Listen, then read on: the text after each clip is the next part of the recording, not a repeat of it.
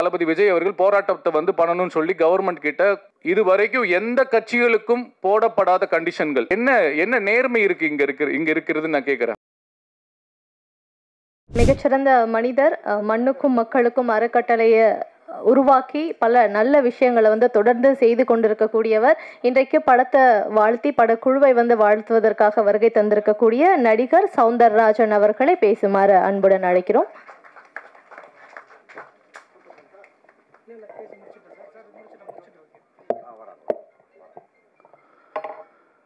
மண்ணுக்கும் மக்களுக்கும் வணக்கம். மேடையில் அமர்ந்திருக்கும் திரையுலக ஜாம்பவான்களுக்கும் புது கலைஞர்களுக்கும் பத்திரிகை மீடியா உறவுகளுக்கும் என்னுடைய சிறப்பு வணக்கம்.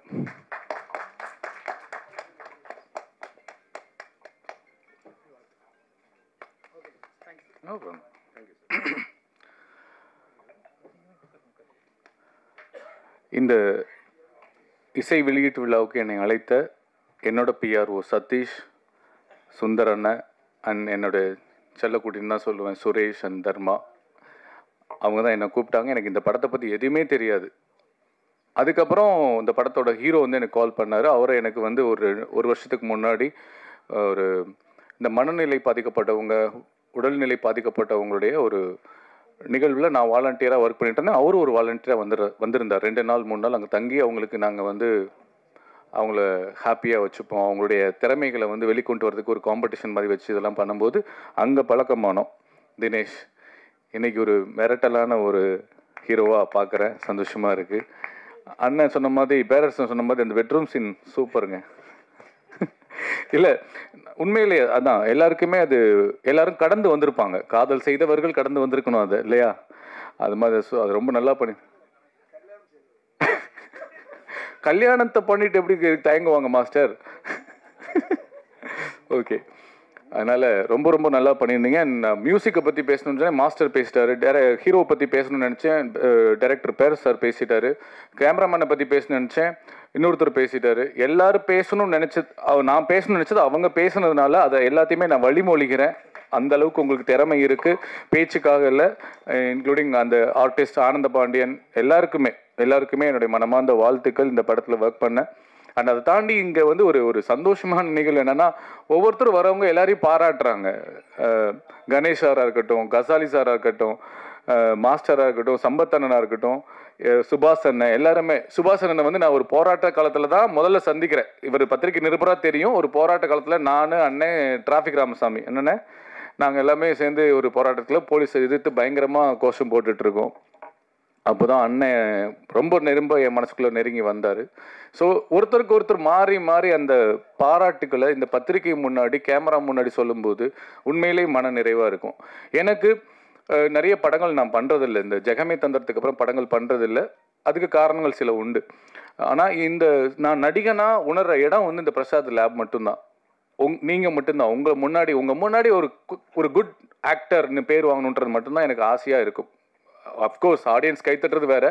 உங்களை மாதிரி கிரிட்டிக்ஸ், உங்களை மாதிரி பத்திரிகையாளர்கள் தம்பி ஒரு படம் பார்த்தேன் நல்லா இருக்குன்னு சொல்கிறத கேட்குறதுக்கு, பேப்பரில் பார்க்குறதுக்கு தான் எனக்கு ரொம்ப ஆர்வமாக இருக்குது. இந்த இடத்துக்கு வர்றதுக்கு, இந்த கேமரா முன்னாடி, இந்த ஃப்ளாஷ் மோடாக நிற்கிறதுக்கு அவ்வளோ சந்தோஷமாக இருக்கும்.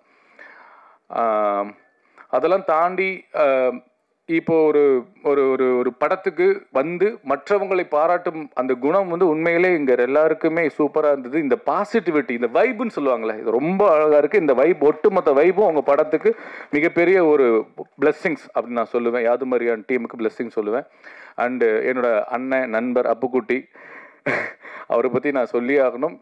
சுந்தரபாணிலேருந்து நாங்கள் ஒன்றா நடித்து பழகி உறவுகளாக வளர்ந்துட்டுருக்கோம். இப்போ நானும் அண்ணனும் ஒரு படம் பண்ணியிருக்கோம், சாயாவனம் சொல்லிட்டு. செப்டம்பரில் ரிலீஸ் ஆக போகுது. 2 பேருமே நடிச்சிருக்கோம். சூப்பராக மிரட்டியிருக்காரு அண்ணன். அதான், அதனால் அண்ணன் வந்து எவ்வளவோ கஷ்டம் இருந்தால் கூட நிறைய புதுமுக இயக்குநர்களுக்கும் புதுமுக நடிகர்களுக்கும் ஒரு பெரிய பிரிட்ஜாக இருந்து, ஒரு பாலமாக இருந்து அவர் நிறைய படங்கள் நடித்து கொடுத்துருக்காரு. உண்மையிலே ஹேட்ஸ் ஆஃப் டு யூ அண்ணன். வாழ்த்துக்கள். தினேஷ், மறுபடியும் இந்த படத்தில் ஒர்க் பண்ண எல்லா டெக்னீஷியன்ஸ்க்கும் என்னுடைய மனமார்ந்த வாழ்த்துக்கள். அண்ட் இதை நான் ஒரு விஷயந்தான் பேசிட்டு போகணுன்னு நினச்சேன். ஆனால் மாஸ்டரும் இன்னொருத்தரும் யாரோ பேசினவங்க அரசியலை பற்றி பேசுனதுனால நான் ஒரு விஷயம் பேசுகிறேன். விஜய் அண்ணா எகைன், இந்த படம் எப்படி எனக்கு தெரிய வந்துச்சு அப்படின்னா, இதுக்கப்புறம் நான் தேடி பார்க்கும்போது இந்த போஸ்டர் தான் பார்த்தேன். இந்த மாதிரி இலவசமே இருக்கக்கூடாது, தமிழக முதல்வர் ஆணை அப்படின்னு சொல்லி போட்டு எனக்கு பயங்கரமா, அதாவது விஜய்ன்னு சொல்லி போட்டிருந்தார் அந்த நியூஸ். எனக்கு கட்டிங் வந்து எனக்கு சரியா இப்போ ஞாபகம் இல்லை, பதட்டத்தில். இலவசம் இருக்கக்கூடாது, தலைவர் விஜய், தமிழக முதல்வர் விஜய் அப்படின்னு போட்டிருந்தது. வாவ், நான் பார்த்தேன், வாவ் சூப்பர் அப்படின்ட்டு நான் உடனே ட்வீட் பண்ண போனேன். அப்புறம் பார்த்தேன் என்னடா அப்படின்னு கீழே பார்த்தா தமிழக முதல் ஒருவேளை கீழே வந்து நான் டேட் 26 போட்டிருந்துச்சு. ஆஹா, இது என்ன ஏதோ தப்பாக இருக்கே, நம்ம ட்வீட் பண்ணக்கூடாதுன்னு சொல்லிட்டு பின் வாங்கிட்டேன். அப்புறம் அதுதான் விஷயம் இந்த படத்தை உலகம் முழுக்க கொண்டு போய் சேர்ந்தது. ஏன்னா தளபதி விஜய் என்பது வெறும் பெயர் அல்ல, 1 கோடி தமிழ்நாட்டில் இருக்கக்கூடிய 1 கோடி மக்களின் உயிர். அதில் நானும் ஒருத்தன். நான் மிகைப்படுத்தி பேசல. நான் 50 படங்கள் நடிச்சிட்டேன், தமிழ் மலையாள தெலுங்கு 3ல். ஆனால் எனக்கு சௌந்தரராஜா இப்படி ஒரு நல்ல நடிகன், நல்ல மனுஷன் அப்படின்னு சொன்னது விஜய் அண்ணா பேசினதுக்கு அப்புறம் தான் எனக்கு இவ்வளோ பெரிய வெளிச்சம் கிடைச்சது. என் பெயருக்கு உயிர் கொடுத்தது தளபதி விஜய் அண்ணா. அதனால நான் அவரை பற்றி நான் சொல்ல வரல, அவரோட பழகினதுனால சொல்கிறேன். நான் இப்போ இந்த 2 வருஷமாக தமிழ்நாடு ஃபுல்லாக இல்லாமல் உலக நாடுகள் ஃபுல்லாக நான் சுற்றிக்கிட்டு இருக்கேன். தமிழகர் மட்டும் இல்லாமல் உலகத் தமிழர்கள் மனதில் ஃபுல்லாகவே விஜய் அண்ணா வாழ்ந்துட்டு இருக்காரு. இன்னும் அடுத்த 2026 மாஸ்டர், நம்பிக்கையில் இல்லை மாஸ்டர், உறுதி. ஸோ 8 கோடி மக்கள் மனதிலும் இருக்கக்கூடிய உயிர் தான் எங்கள் தளபதி விஜய். ஸோ அந்த இலவசம் என்பது எனக்கும் பிடிக்காது. இலவசத்தை கொடுத்து நிறைய சோம்பேறித்தனம் பண்ணி வச்சுட்டாங்க. கல்வி, மருத்துவம், விவசாயம், இந்த பேசிக் நீட்ஸ்க்கு மட்டும் இலவசம்னு இல்லாமல் ஊக்கத்தொகையாக இருக்கணும்னு நான் ஆசைப்பட்றேன். இது என்னுடைய பர்சனலாக இருந்தது. அது விஜய் அண்ணா பாயிண்ட் ஆஃப் வியூவில் இவர் சொன்னது எனக்கு ரொம்ப ரொம்ப கனெக்டாக இருந்தது. கோபி டைரக்டர் சொன்னது எனக்கு ரொம்ப, அப்போ யோசிச்சு பாருங்கள், இன்றைக்கி இருக்க யங்ஸ்டர்ஸ்க்கு எல்லாமே அந்த இடத்துக்கு வந்துட்டாங்க, ஒரு மாற்றத்தை விரும்பி வந்துட்டாங்க.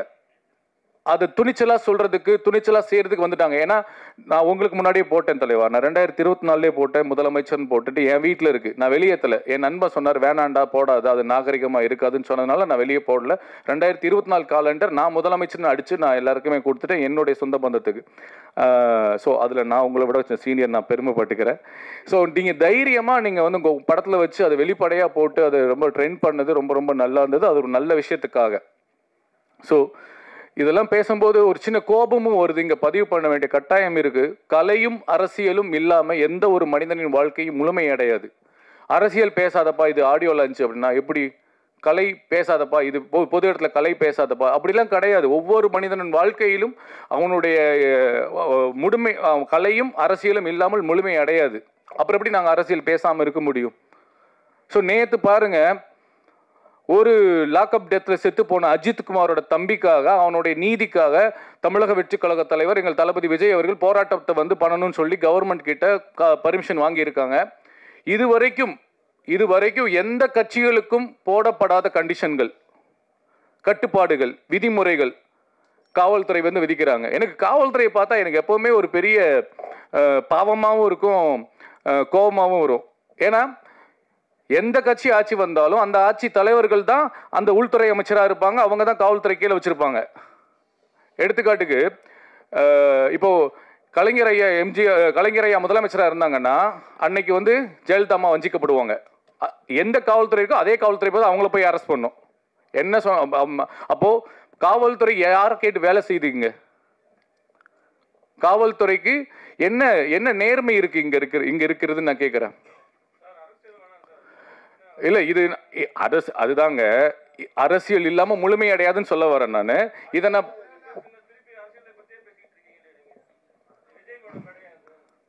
ஓகே, இருந்தாலும் நீங்கள் எவ்வளவு இந்த மாதிரி அடக்குமுறைகளை கொடுத்தாலும் எங்களை தமிழக வெற்றி கழகத்தையும் தமிழக வெற்றி கழக தலைவர் விஜய் அவர்களையும் எங்களுடைய தோழர்களையும் நீங்கள் அடக்கினாலும் மீண்டும் மீண்டும் எழுவோம். நாங்கள் மக்களுக்காக மண்ணுக்காக உழைக்க வருவோம் என்பதை கூறி ஒரே ஒரு விஷயத்தை சொல்லிக்கிறேன். போராட்டம் பண்ணி மக்களுக்காக மண்ணுக்காக கம்யூனிஸ்ட் கட்சியும் சரி, இல்லை விடுதலை சிறுத்தைகள் கட்சிகள், நீங்கள் எல்லாருமே நல்லா தெரிஞ்சுக்கோங்க, நீங்களும் எங்களோடு சேர்ந்து கைகோர்த்து வந்தால் ஒரு மிகப்பெரிய நல்ல மாற்றத்தை, தமிழ்நாட்டுக்கான மாற்றத்தை எங்கள் தலைவர் தமிழக வெற்றி கழக தலைவர் தளபதி விஜய் கொடுப்பார் என்று கேட்டுக்கொண்டு தாழ்மையாக கேட்டுக்கொண்டு வாய்ப்புக்கு நன்றி கூறி விடைபெறுகிறேன். நல்லதையே நினைப்போம், நல்லதையே விதைப்போம், நல்லதே நடக்கும். நன்றி, வணக்கம். யாவும் அறிவான் படக்குழுவை வாழ்த்திய சவுந்தரராஜன் அவர்களுக்கு நன்றி.